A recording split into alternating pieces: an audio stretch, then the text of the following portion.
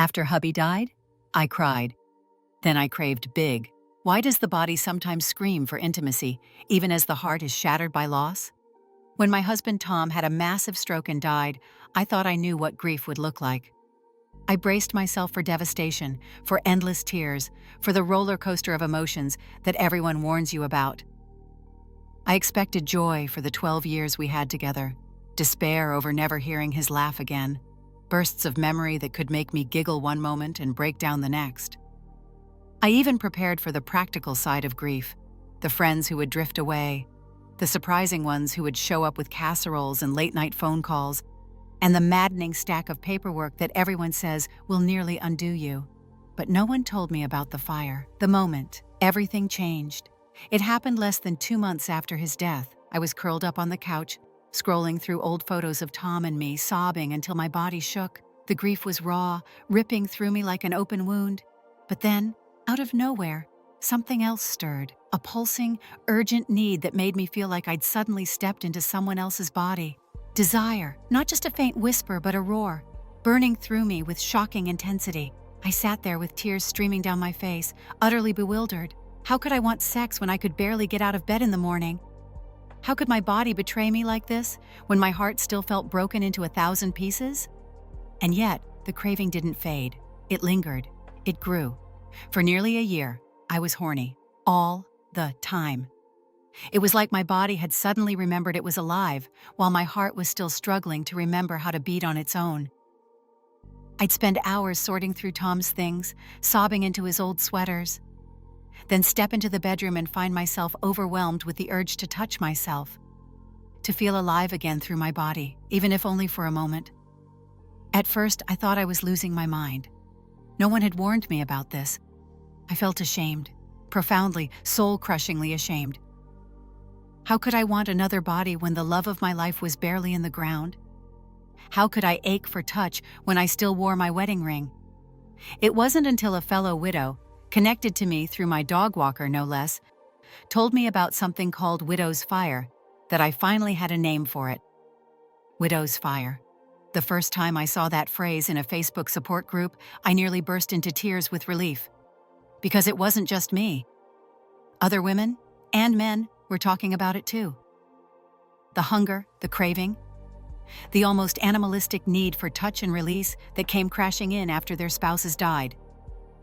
Some said it happened within weeks, others a year later. Some never felt it at all, but for those who did, the stories were eerily similar. Grief and desire woven together in a knot that felt impossible to untangle. The science behind the hunger. What shocked me even more was how common it is, and how little anyone talks about it. When I finally worked up the courage to mention it to my grief counselor, she nodded calmly and said, "Oh yes, that's quite common. Many widows experience that." Her matter-of-fact tone floored me. Common? Many? Then why hadn't anyone prepared me? As it turns out, there are real biological reasons for this. Grief and sexual desire actually activate similar areas of the brain. Both involve overwhelming emotion and physical sensation. Both are tied to the body's need for connection. When we lose our partner, our primary source of comfort, touch, intimacy, the body panics. It seeks oxytocin, the hormone of closeness and bonding. It seeks dopamine and serotonin, the brain's natural soothers. And one of the fastest ways to get them? Sex. Touch. Release. It's almost primeval. In the face of death, the body rebels by clinging to life. And sex is life-affirming in the most primal way. Not about replacing love. That was one of my greatest fears, that by acknowledging my own desire, I was somehow betraying Tom. But I came to realize something important. Craving touch didn't mean I loved him any less. It didn't erase our 12 years. It didn't erase the laughter, the tenderness, the shared adventures. It was survival. Some widows find their fire manifest as an aching need just for physical touch. A hug, a hand held, the warmth of another body lying in bed. For others, like me, it was explicitly sexual. A craving for skin on skin, for passion, for a reminder that I was still a living, breathing woman. And here's the kicker. It doesn't matter how your sex life was before. Women who hadn't been intimate with their husbands in years suddenly feel consumed by desire, while others who'd had vibrant sex lives feel nothing. It can strike at 32 or 72. Widow's fire doesn't discriminate. My journey through the fire. About 2 months after Tom's death, I knew I had to do something. I wasn't ready to date.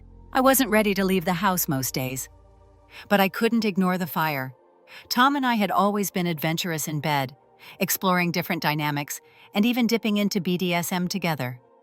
So I went back to an old kink website we had once browsed together. At first it was comforting just to read, to connect anonymously, to talk about desire in a space that didn't judge me. Eventually, I started chatting with a man who lived 3 states away. The distance felt safe. We built a long-distance dynamic, structured, clear, and well-defined.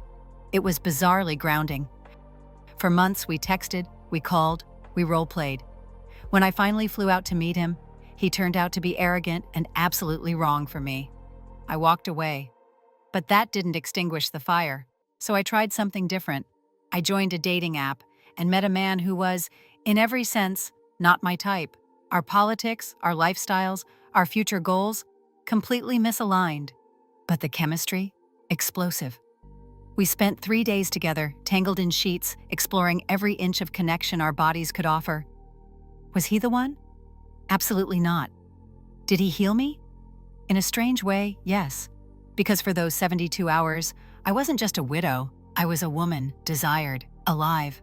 Later, when I was ready for something closer to a relationship, I worried that my hunger would cloud my judgment.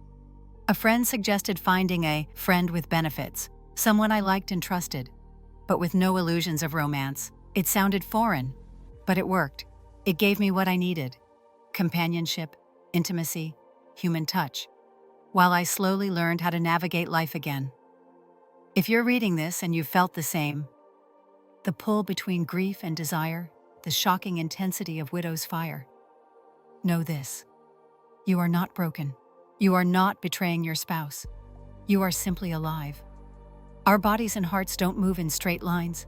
They weave, they contradict, they burn. And sometimes the fire is what keeps us going. So yes, after my husband died, I cried. But then, I craved.